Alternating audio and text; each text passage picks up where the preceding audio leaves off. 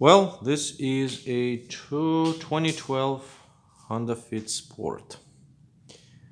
I've had it since new, and I bought it in 2012 in October, and it is currently December of 2019. So I've had this car for a little over 7 years. It has 130, no, 127,000 miles. It's a manual transmission car, and it had no problems or issues mechanically with it whatsoever, with the exception of some maintenance items. Specifically, I have replaced a set of rotors on the front, and that happened actually early in the life of the car. The factory rotors got warped, and I had them machined by the dealer at around 14 or 16,000 miles. They got warped again by about 26,000, and I decided to replace them. Oh, actually, no, I machined them one more time on my own in the shop, and then I replaced them probably by 48,000 with a set of Bosch rotors from O'Reilly's Auto Parts. Their lifetime, $50 a piece, or 50, 54, something like that. And they've lasted without any vibration, without any issues up until now. And like I said, I'm at 126, 27,000. I think 126 last time I looked. I am on the original brake pads.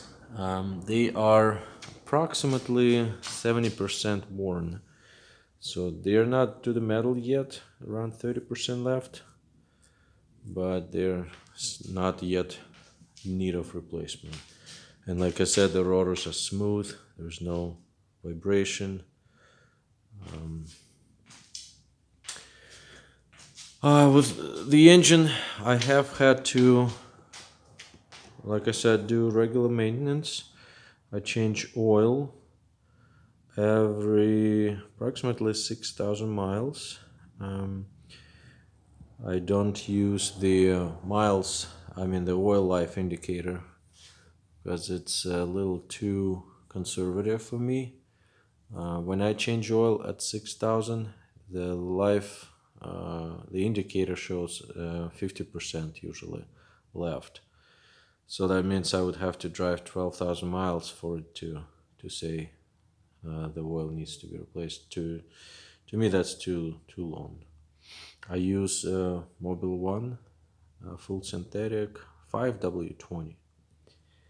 I did replace obviously an air filter about every 25,000 miles.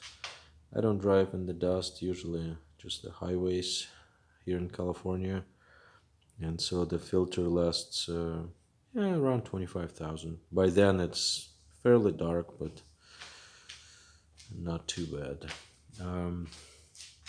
I did replace spark plugs at 90,000, and I've adjusted the valves actually at 120 or so thousand miles, maybe 115. All the valves did need adjustment. The exhausts especially were tighter than the specification. After the adjustment, engine runs, arguably better. I don't know if it's psychological, but I feel it has a little more power actually at low end torque, more torque, and it's became actually a little quieter. I think maybe some of the valves, if I remember correctly, were a little loose, maybe on the intake, so that probably took care of some slight tapping. But I'm pretty satisfied with that. I did it on my own, and it took me total maybe 5 hours. I did it over 2 days because there's a silicone layer right on the valve cover gasket that really needs to be cured to dry. According to the instruction on the bottle, it should take 24 hours. So that's that. I replace coolant approximately every 2 years, 2.5 years. I am about ready to do major coolant service, maybe this winter, during which I will replace radiator cap, hoses, lower and upper, as well as all the bypass hoses there and heater hoses. Basically all the rubber hoses that carry coolant I will replace. I have already ordered all of them except for heater hoses from Honda parts. Oh, and obviously thermostat will be replaced. I do have a new belt I haven't put on yet at 120. This one still looks fine. I carry it in the car just in case, but I'll probably put it on sometime this winter. The car is running excellent overall, and I am getting 42 miles per gallon according to the gauge, MPG gauge, which usually is about 1 mile optimistic, so I would say real gas mileage is about 40 miles per gallon. I've replaced tires only once so far, and this is the Hankook Ventus V2 in the standard OEM size, which is 185 55 16. These tires have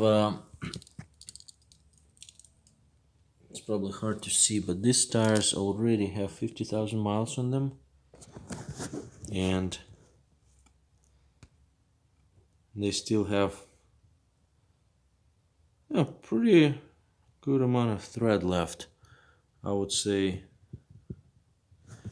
it's hard to see from here, but I would say they have maybe 50% left.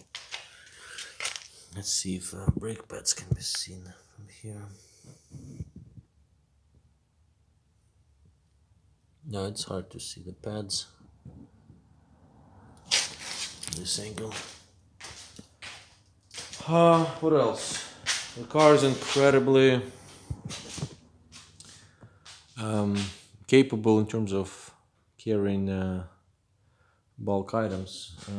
Here are my two kayaks, and both of them can fit in the car. Oops, one of them just fell. I also carry my trailer sometimes with this scooter, so the hitch that I installed helps with that task. So overall, extremely pleased with this car. Does not cause any issues. Always starts. Oh, and that's another thing. This is the original factory battery. Again, 7 years old.